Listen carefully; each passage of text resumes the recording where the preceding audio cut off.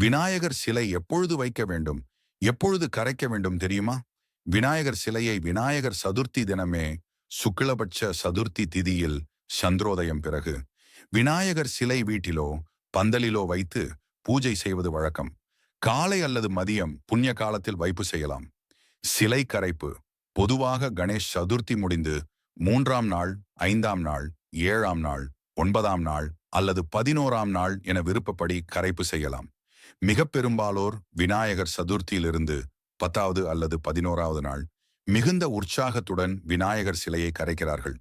கரைப்பு என்பது பூஜை முடிந்து நன்றியுடன் பிரார்த்தனை செய்து நதி, கடல், குளம் போன்ற நீர்நிலையிலோ அல்லது தற்போது பலர் சுற்றுச்சூழலை கருத்தில் கொண்டு வீட்டிலேயே பக்கெட், டேங்க் நீரில் கரைத்து பின்னர் மண்ணை சுண்ணாம்பை தோட்டத்தில் புதைக்கும் முறையையும் பின்பற்றுகிறார்கள். ரவி கிரியேட்ஸ் சேனலை மறக்காம சப்ஸ்கிரைப் பண்ணுங்க.